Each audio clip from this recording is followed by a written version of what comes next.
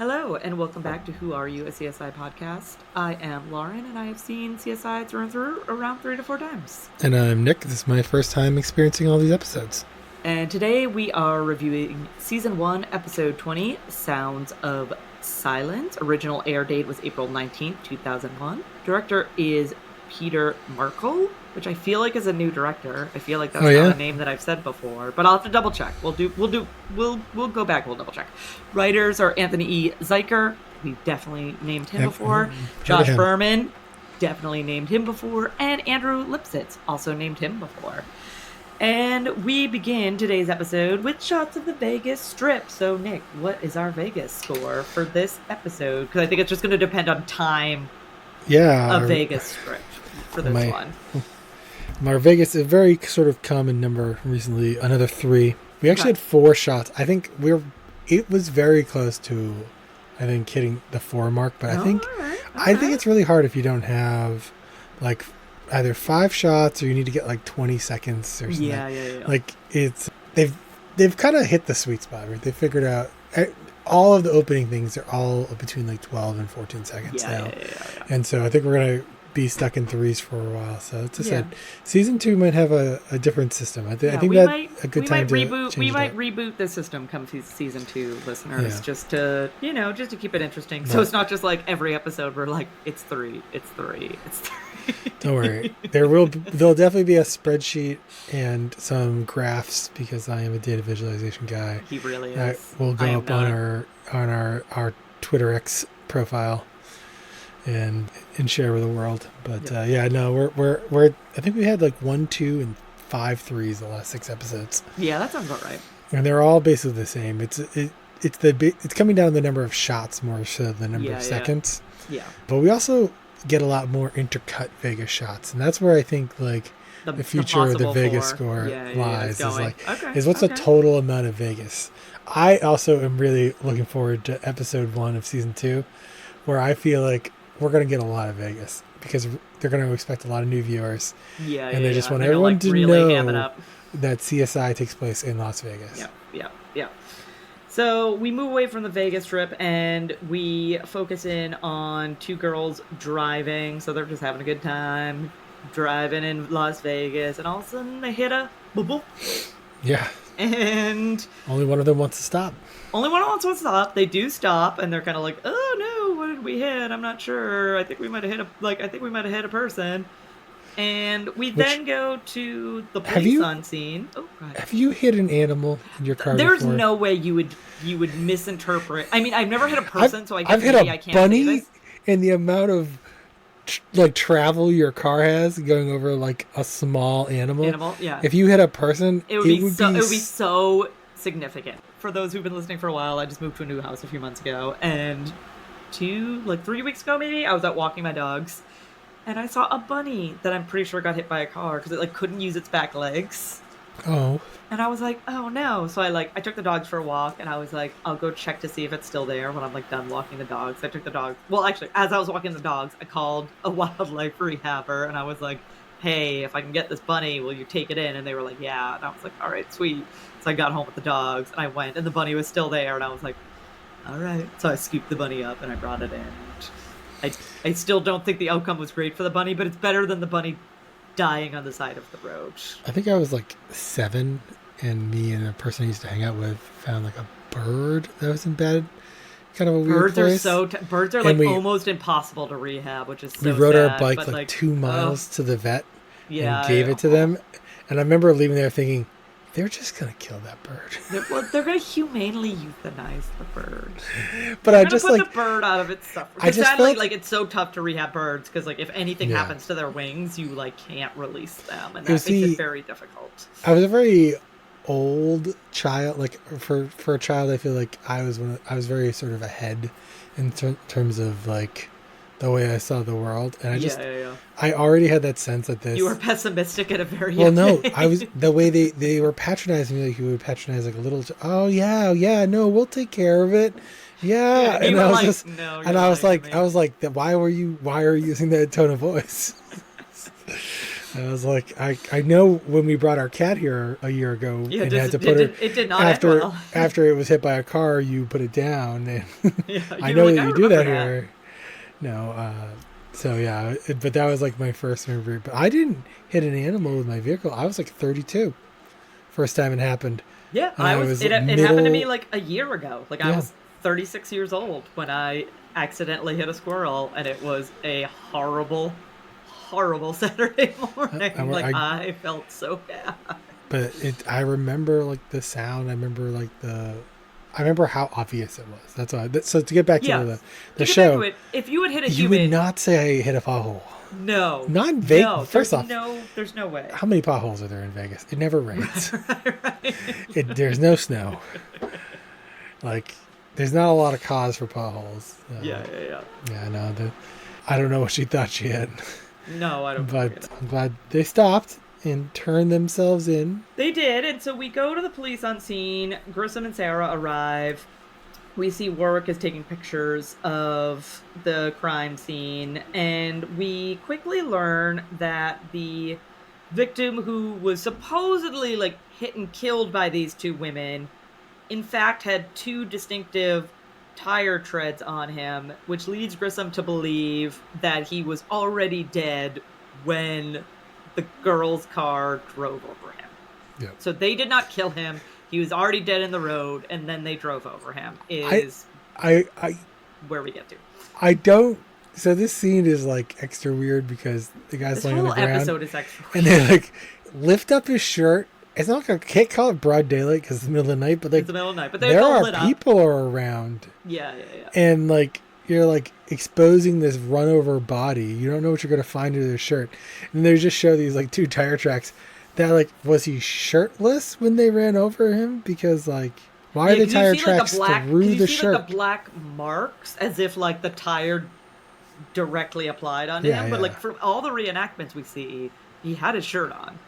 Also, your skin, it's not ablating that tire rubber off to leave this heavy, dense mark. No, they weren't going 150 miles over you to like skid mark over you. You know, like it was clearly a little over the top, but I just love the part where he's like lifting his shirt up. I also love have we already had Warwick in the scene? Did I miss you say that? He's taking pictures. Yeah, so he's got the beer cans that he's moved from the side of the street. Have you been drinking tonight?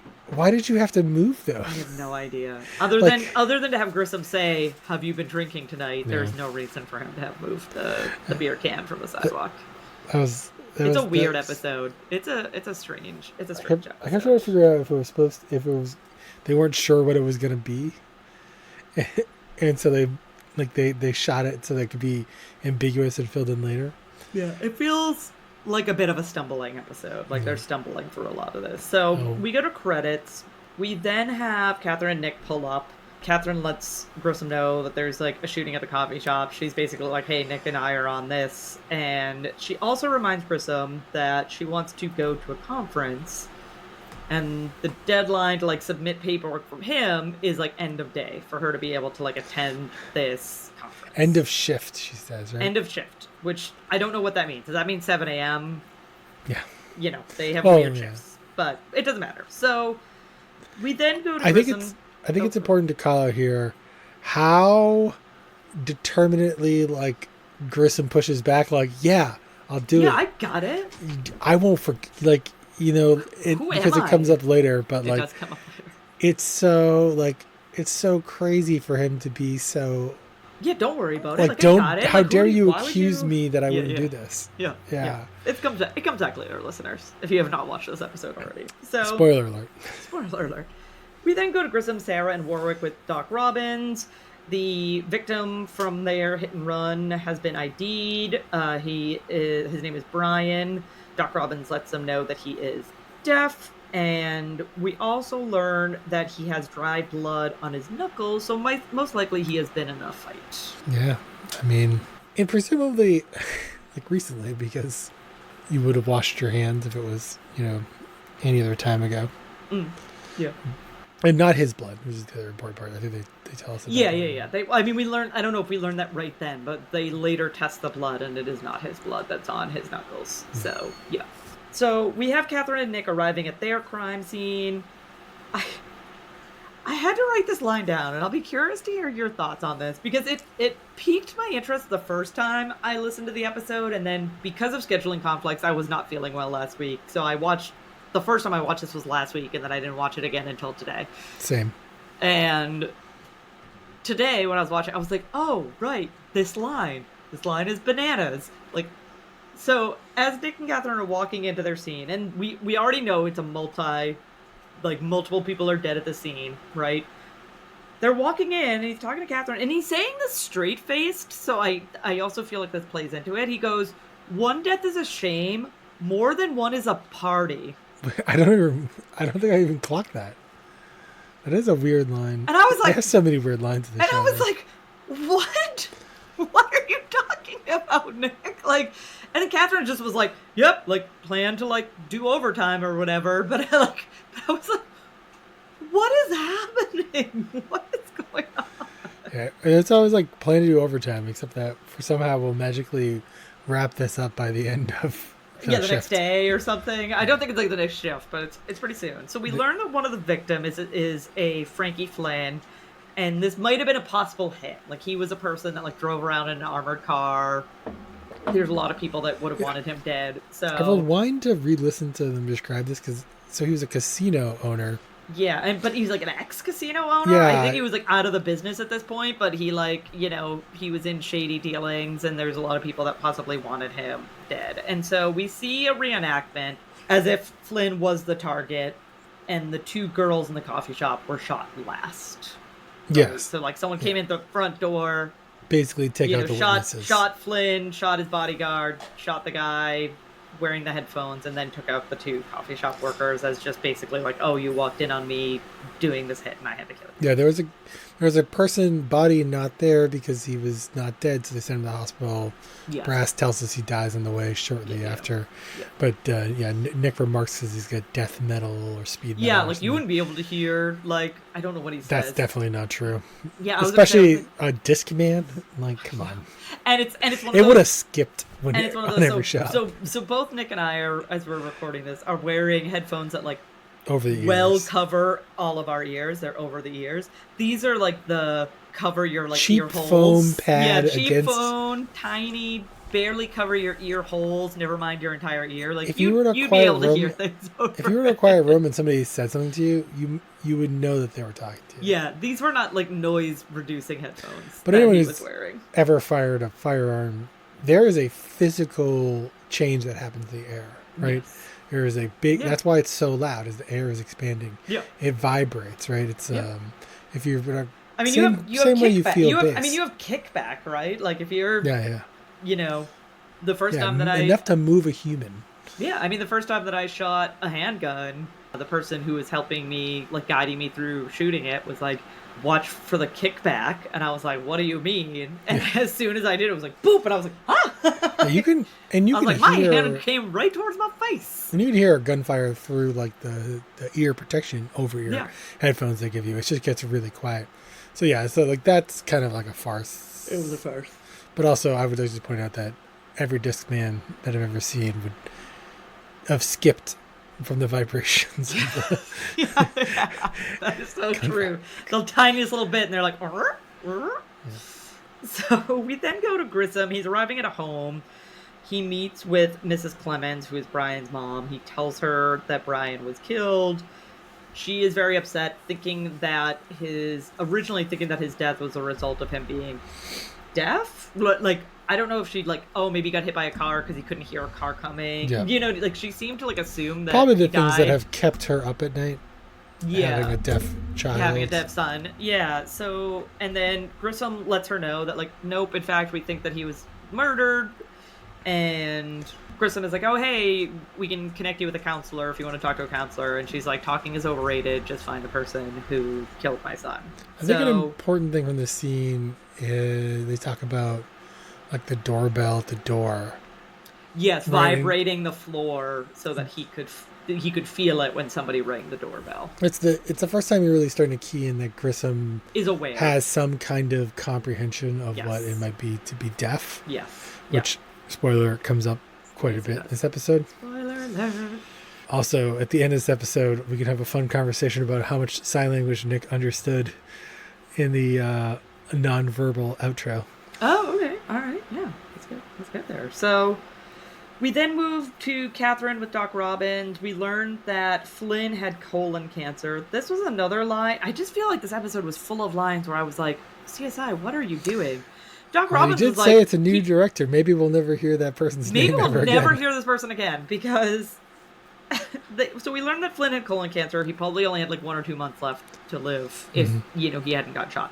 And Doc Robbins is like, he got off easy. Yes. Maybe he wanted to live. Maybe there was things he wanted to do before he knew he was going to die of colon cancer. Like, I know that colon cancer is like a rough one. And like, yes, I'm sure it would have been painful. And like, I'm not trying to minimize people suffering with colon cancer. But I also like, how can you say like, oh, he got off easy when time was taken away from him that he expected to have? That is not getting off easy. If you're up walking around visiting coffee shops, you still got life to live. Still have life to live. So I was like, Doc Robbins, how about you not make those assumptions, sir? Like, that's pretty rough.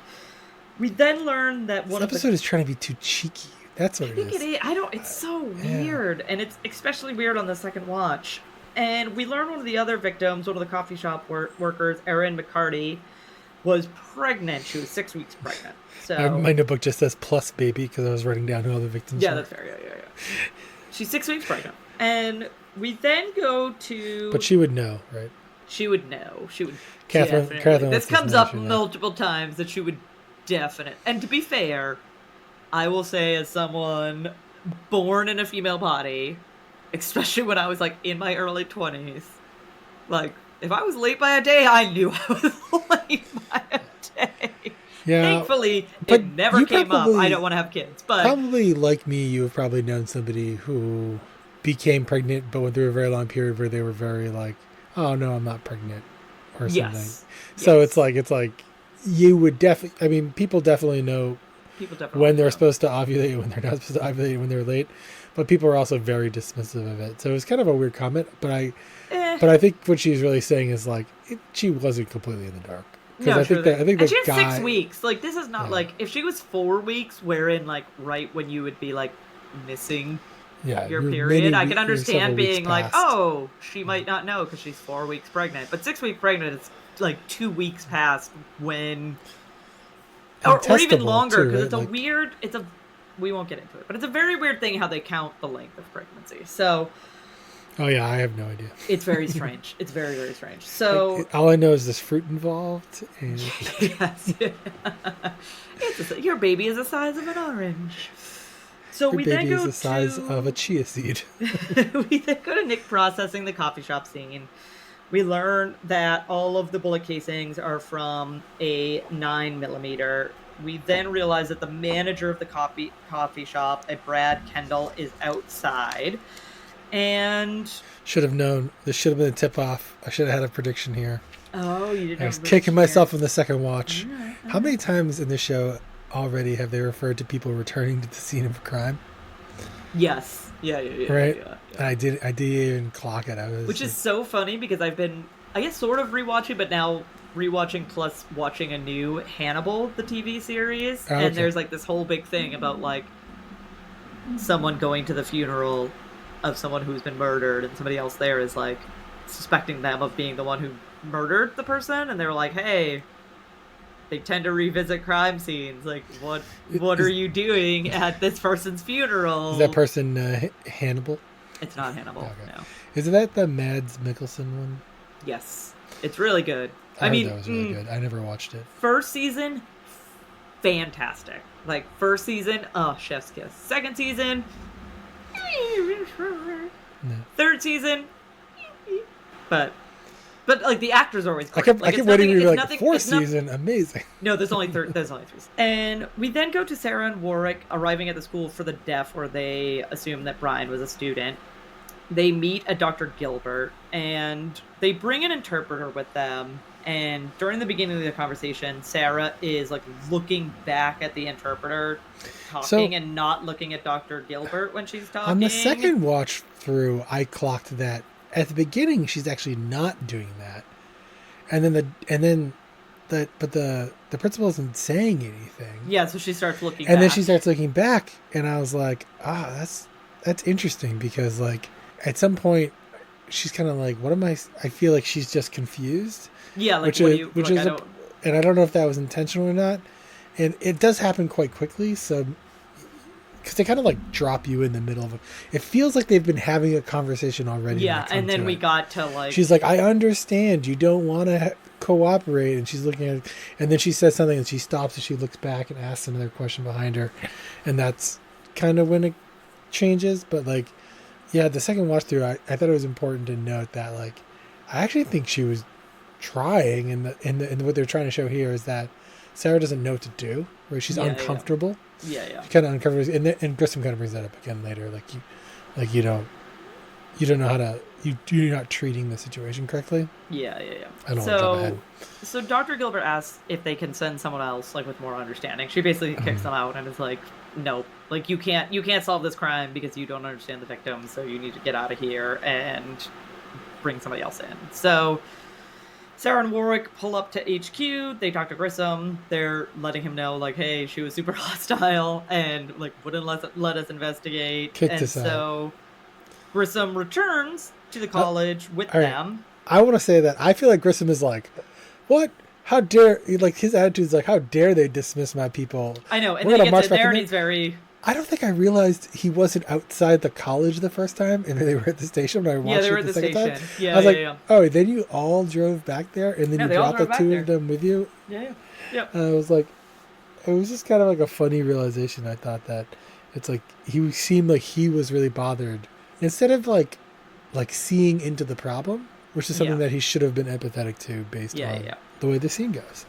Yeah, so Grissom returns with them to the college, and, he walks into Dr. Gilbert's office, and he starts signing.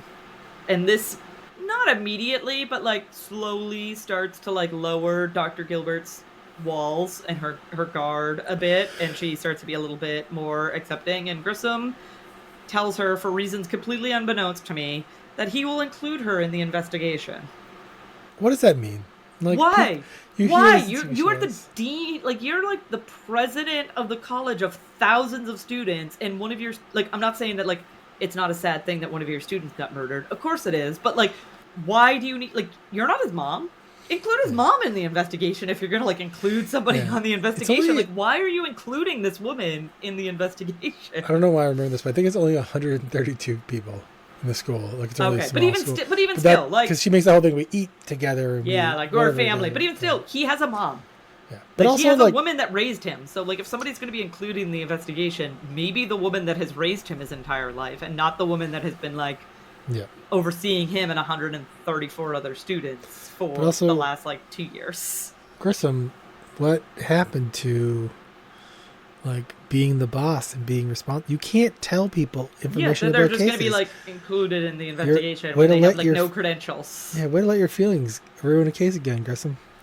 Sheesh. It's only everybody else's feelings that ruin cases, not his feelings that ruin cases. I do want to point out, before we go further, though, I did research this, because I was pretty sure this was true, but I was like, let me double check that this is true. The actress who plays Dr. Gilbert is deaf in real life. So kudos to CSI for hiring a deaf actress to portray a deaf character. I mean, that makes a lot of sense, but I could see how in the year 2001 that might not be true. Could easily make that mistake. They could easily make that mistake. So I do want to give them kudos to actually hiring a deaf actress. I did not look at the IMDb for this episode either. Okay, well, I'm just saying I did look that up. I don't have a spot the guest star. So. Yeah, I was pretty sure. I was like, oh, I'm fairly certain that she's a deaf actress. But I was like, let me just double check before I say that in podcast history, and it's true. So kudos CSI. So we then go to Grissom and Dr. Gilbert looking through the students' files. We learn that Brian has filed 6 complaints against his roommate, Paul. And Grissom understandably wants to talk to Paul because he, assaulted Brian. And there's obviously some pretty bad discourse between the two of them. So Grissom wants to talk to him. It's a great line in this episode. I'm not sure if it's already happened, or it happens later, where Grissom is like, you don't have to hear to murder somebody. Yes. No, this is right here. Yeah. He goes, because she says, he can't hear or speak. And Grissom says, you don't need to hear or speak to communicate. You also, don't need to do that to murder or something. That's not quite the line, but it's something along those lines. So it's just so over the top. It's comical. Yeah. So we then go to Grissom work and Sarah back at HQ. Grissom is not going to tell them why he knows how to sign. Like, Sarah's like, how do you know how to sign? And he's I'm not going to tell you. And he's not the kind of person to communicate with people in general. He is not. He is a horror. We have learned this. We're on episode 20. We have learned that Grissom is a very poor communicator. So he continues his poor communication skills. But not at the end of the episode. He's very open at the end of the episode, just not with his coworkers. Yeah. So it's really quite rude, to be honest. Like, somebody's like basically saying like, hey, how did you know how to do? He's like, no, I'm not interested in sharing. I'm gonna like. Okay, I will say in Grissom's defense, this is not the end of this storyline. No. And it becomes apparent later why he's sensitive about people knowing the truth about why he can sign. So I'll give Grissom a bit of a pass that it does down the road make a little bit more sense. It doesn't make a ton of sense in this episode, but it does make more sense down the line. So Grissom is interviewing Paul. Dr. Gilbert is in there with him. I did not look this up. I looked up the one thing and then I did not have time to look up this other thing. But they're doing brain printing, which I have no idea if this is a real thing. I was going to ask you, is this totally a real CSI thing? I have no idea. Because you're like, you know more about this stuff. And I've never heard of this. I mean, I've heard of it from this episode, but I have never heard of it. It also feels like it would be inadmissible. I think it would totally be inadmissible in court. So basically it's a visual polygraph. And so he shows several images to Paul of like people or places that he would recognize, right? So like a picture of Dr. Gilbert, a picture of the school, a picture of Brian. And they register that Paul, recollects these items. And then they show a picture of the crime scene and a picture of Brian at the crime scene, no recollection. So the idea is that he has no visual remembrance of the crime scene or of Brian in that state at the crime scene. So we then have Grissom in his office, and I will admit that the first time I watched this episode, I thought something was wrong with my TV, and then I realized that they purposely cut the audio out. All this right. is when he's wearing the earplugs, and there's no audio for a period of time. But the first time I was watching this episode, I was like, did I mute my TV? And then I was like, oh, right, no, this is on purpose. So Catherine walks in, we learn that he's wearing earplugs, that's why there was no audio, and crazy enough, Grissom forgot to file the paperwork for the conference. But, psych, the deadline is actually tonight and not yesterday, so Grissom, get your butt in gear and submit the paperwork to the conference so that Catherine can attend this conference that she really wants to go to. Again, just another reminder. We never get confirmation if he does. We never get confirmation. Well, we see him like shifting through a bunch of papers and assume like, yeah, we are to assume that he is like trying to find. I mean, we can try to make that assumption, but yeah. I don't know, unless in a later episode, Catherine is speaking at this conference. Yeah. So we then move over to Sarah searching tire treads on the computer. Warwick walks in. He starts examining the victim's clothing and finds bugs, which turn out to be lice. But the victim, in his hair, did not have lice. So they make the deduction that the lice must have been transferred from an attacker. I also want to point out that Grissom is the bug guy. Yes, he is the bug guy. There's a wealth of information about bugs. And they ask him when he walks in, like, what do you know about lice? And he's like, they make your head itch. Yeah, the most useless piece of information he could possibly have provided at that moment. Yeah. He's not in a good mood this episode. That's what I think. No, yeah, he's a little off in this episode. So Greg Sanders pops in, says he needs Grissom. We then see Sarah checking out the taillight, and there's some like numbers on it, right? So she pulls out the taillight from the evidence. We see that there's like some serial numbers on it. We then have Brad, the coffee shop manager, walking into a room. Jim, Brass, and Catherine are there. We learn that Flynn used to be his boss, so, oh, hey, possible motive in this fun little murder. We also learn that he has a concealed weapon permit, and his registered weapon is a 9mm. He agrees to turn it over. We then go to work in Grissom with Greg Sanders. We learn that the blood on the knuckles has or is pyoviridin, meaning that there's like a certain type of bacteria in it that is like causing it to be blue or to like have it's like a blue dye being created by a bacteria. Yeah. So they need to find somebody that has, this bacteria in their bloodstream to match with this. Sarah, it's great that these two guys have really like very specific identifying characteristics. Yes. One of them has a rare bacterial blood infection. They each, coincidentally enough, and one of them have easily identifiable conditions about them. So Sarah walks in and she gets a match on the partial serial number. And I had to make note of this because Grissom was like, because she was like, oh yeah, there was like a partial serial number on the taillight. And he responds saying like, yeah, but it's not enough to get a match. She goes, yeah, but if you take the tire prints, which tell us that it's like this specific make of vehicle, we can then take that partial serial number and match it to serial numbers to that specific vehicle. And oh my gosh, here's a match. And Grissom's like, oh. Instead of Grissom being like, wow, like that was really forward thinking of you. And like, I'm glad that you went the extra mile here when I was ready to stop at this avenue. He's just like, oh, Grissom. Keep waiting for this Take awesome some management Grissom courses. Like, what are you doing? Can't wait for Grissom season 2 when they finally figure out his character. He does get a lot better. This is a rough rewatch to be like, oh man, you do get so much better. To analyze it so much. This is really analyze it instead of just being like, oh, I enjoy this and I'm just gonna like watch this. Yada da. Now I have to like really sit and watch it. I'm like, Grissom, oh, this hurts. So Grissom walks outside. He's meeting Dr. Gilbert. He lets her know that they found the car that they believe is involved in the murder of Brian, and it is registered to Adam Walkley. Warwick and Sarah are investigating the car. They find lights on the headboard, on the driver's seat, and Warwick makes a comment about Dr. Gilbert, and Sarah says something back, and Warwick says something like, oh, that's because you don't like other women in Grissom's life. And Sarah's like, oh, I'm just going to pretend like, that I didn't hear that. Yeah. So there's like a little drop in of like, oh, are there romantic feelings between the Sarah and I could not Grissom? Imagine how Sarah could be attracted to Grissom the way he treats her. As he is right now. That's not a healthy, if it's true, it's just not a healthy association. Right? Yeah. So we then go to Adam, the accused. He's with his lawyer. He's also with Grissom and O'Reilly. And they have a warrant for his blood to find out if he has blue bacteria blood. So they have the warrant for that. And then Catherine walks in to Nick looking down a scope.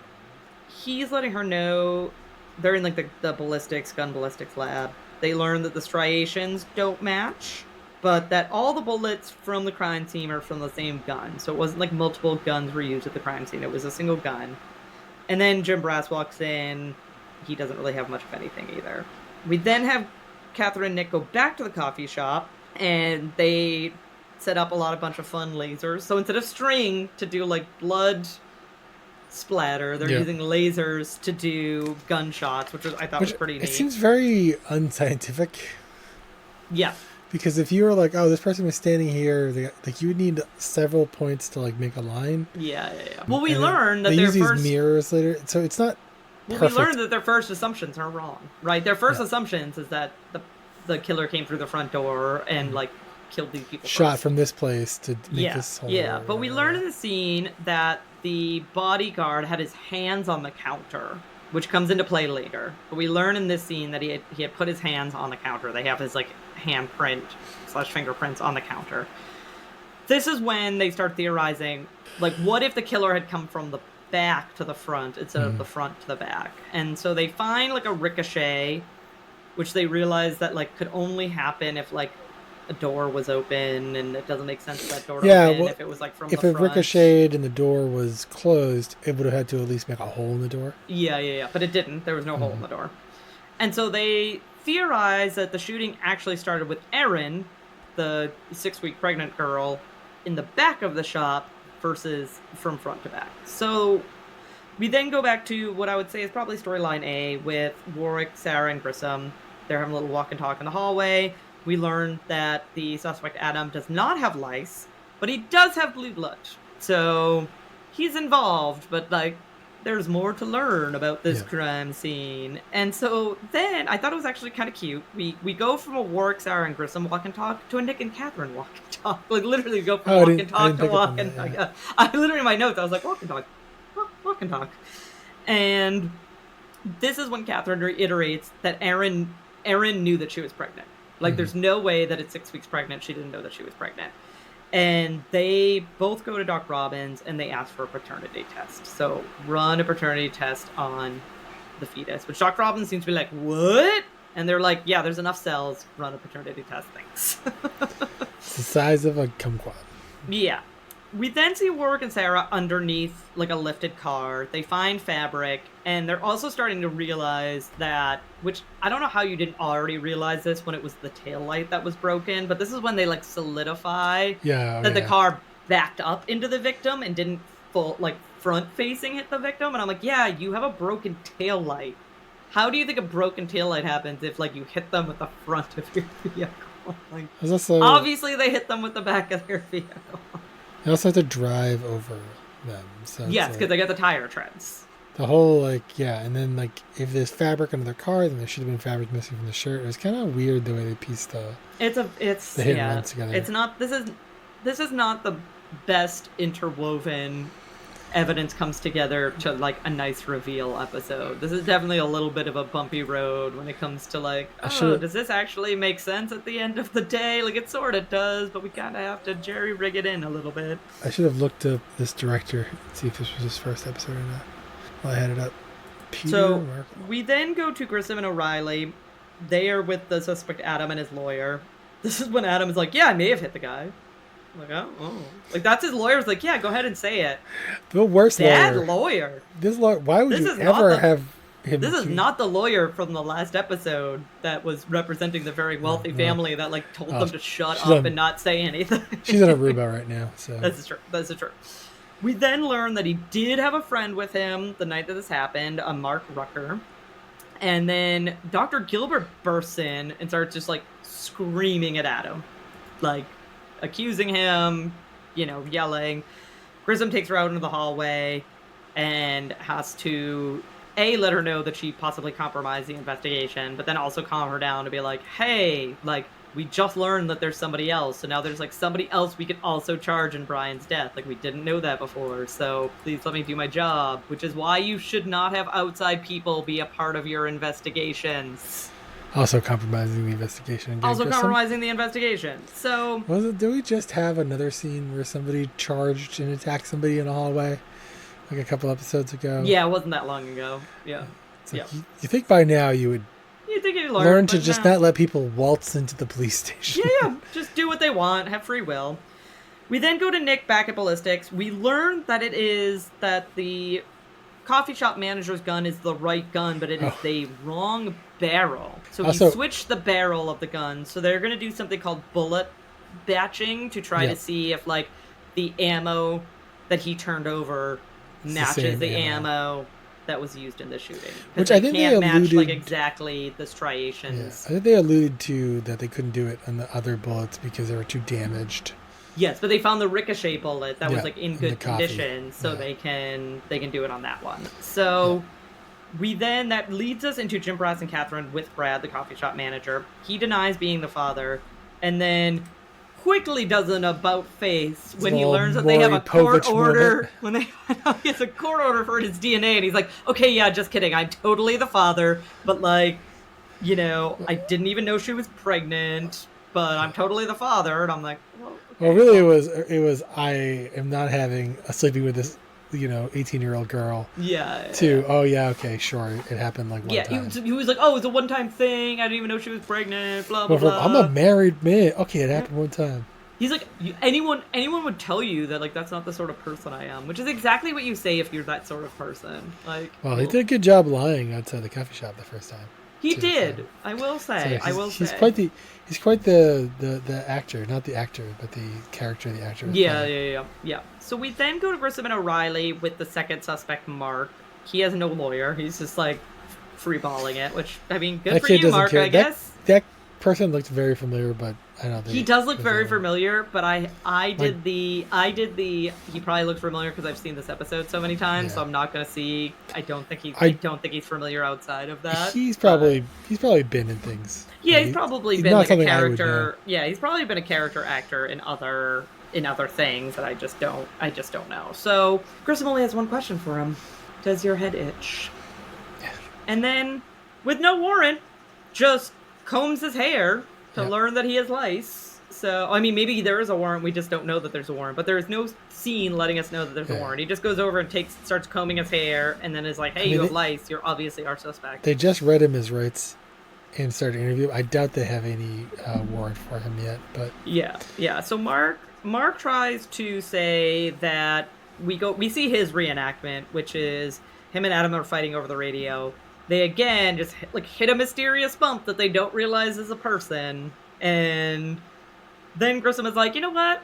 Let me tell you my story. And so then we get a different reenactment wherein we see Brian, the victim, walk out of the liquor store with beer. They're they're underage. So they see someone carrying a 6-pack. They're taunting him. They start fighting with him because he's not responding to them because as viewers, we know that he's deaf. And so he's not responding to them because he can't understand them. No, he can't hear them. He doesn't know someone's talking to him, right? Yeah, he doesn't know that someone's talking to him. So then they get into a fight, and we learn that the blood on Brian connects to Adam. So we see him fighting Adam and punching Adam in the mouth and cutting open his lip, and that the lice on Brian ties back to Mark. And this is when Grissom tells him he was afraid of you. You killed him because you were afraid of him, but he's more afraid of you. So that, which I'm not entirely sure I agree with, because I feel like in their reenactment they jumped him so fast he doesn't know what was going on. Yeah, I don't think they were scared of him. I think they were just being jerks, and someone wasn't responding to them, and they were like, oh, how dare this person not give us the time of day, and they beat the crap out of him. They say scared of him, they never even knew he was deaf. Right. Yeah, no, I don't. Yeah, I agree that was a weird stretch. And then we go back to the other storyline with Jim Brass, Catherine, and Nick. They're with Brad at the coffee shop. They show him the evidence. They're just here's the ammo match. So we matched the ammo. It was your ammo that killed everybody in this coffee shop. We see the actual reenactment. So he comes in, he confronts Erin, and it's basically you can't have this baby, and she's like, I'm gonna have this baby and I don't care, and he kills her, and then he kills the other coffee shop worker because she happened to be walking back in the back room as he shot Erin, and then he had to go out and shoot everybody else. She's also she would have just heard. Yeah, she would have heard it. She was not wearing headphones that with heavy metal music to drown out the music. And Brad tries to say he gets arrested, and he tries to say that he just wanted to talk, and Catherine is like, cool, so you brought your gun? If you just wanted to talk, you could have just showed up. There was no need for you to be packing if all you wanted to do was talk. And then we storyline A is already technically wrapped up, but we end the episode with Grissom talking to Dr. Gilbert back at the school. Some people are just afraid. And that's why they killed Brian, because he was different. You don't see us as different. You're not. Who taught you to think? My mother. And this is where we learn, because he's willing to talk to Dr. Gilbert, who he just met and who almost ruined his investigation, versus his trusted coworkers. Yep. That his mother is the one who taught him how to sign. Yep.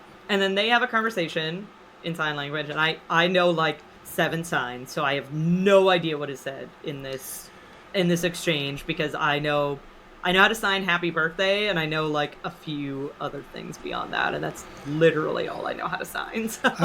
I don't know too much, but I probably know more than none. You know, it would be fair to say. You dated an interpreter. Yeah, and so I mean, a long time ago. But this is what I was able to write down. His mom, I think, I can't remember. I couldn't tell if it was 7 or 8 years old or something. I think that's what he was saying. That's when she lost her hearing, and then something about liking to swim, and that was really all I could understand. And that's all you could pick up. Yeah. And so I suspect it was supposed to be like she likes to swim and she like damaged her hearing underwater or something. Yeah, something like that. And so I didn't know if that's something we learn about later on in more detail, but nothing else. But it was only like a couple sentences, it seemed like. Yeah. But yeah, that was the extent to my ability. I actually watched it, rewinded it. I think I watched it like 3 or 4 times to see what I could figure out, and that's basically all I got out of it. Yeah. No, that's fair. That's fair. So what did you think about this episode, Nick? It was okay. I feel like maybe you insinuated to me that the next episode was going to be, I think you're trying to say it was going to be better than the last episode. And which I think it was. I think it's their hopes. I like the storylines, but it has some weird choppiness. So I will admit that I did not like this episode as much as I thought I liked this episode. Like when I rewatched it, I was like, oh, I don't like this episode as much as I thought I liked this episode. I didn't know how much it was like, did I get unnecessarily hyped and then it's not living up? And so I'm being harsher on it? No, I literally was like, oh, this episode is not as good as I remember this episode being. Like, I thought I liked this episode a lot more than I liked this episode. I do think it's better. There are a lot of things I like in this episode. There are a lot of things I like in this episode. I'm not sure. I feel like there's weird It is the first time we saw this director. I did look it up, although they do direct 2 episodes next season. So look forward to The Slaves of Las Vegas. Yeah, all right. Which I thought was a very cheeky name for an episode that they're also credited with. But yeah, so maybe it just comes down to the directing maybe it does. or something. And I also feel like even though the show has started to take off, it's still funny. It's landing as more until you have characters well established. I think when you bring new people into a show, everyone's always trying to put their own spin on someone. Yeah. And the actors, they respond to directors. Their show, it's kind of popular, but they don't feel like a star. They don't always feel like they have the ability to push back. Yeah. You don't know how far in advance these episodes are being filmed. So they may not have the same understanding of how big the show is or what they should, how they should fight to represent this character. Yeah. And I feel like beyond like learning a tiny bit about Grissom in this episode, like learning like, oh, he signs and his mother is quite possibly deaf because she's the one who taught him how to sign. There's like no other backstory that's further investigated for any of the other characters.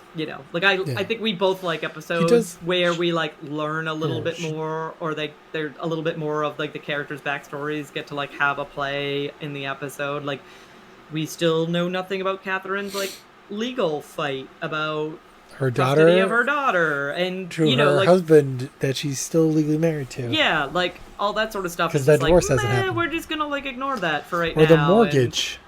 Like things like that. We just have no. Warwick's gambling, I guess, is not a problem anymore because we haven't heard about that for the few episodes. So like maybe that's not a problem anymore. I don't know. So. Yeah, I thought I liked this episode a lot more than I did, and then when I rewatched it, I was like, oh, I don't like this episode as much as I thought I did. So I apologize because I definitely told Nick last episode, I'm like, oh, the next episode is like so much better, and then as I was watching it, I was like, this is not that much better. I do think it's better. I don't think it's that much better. It's for sure.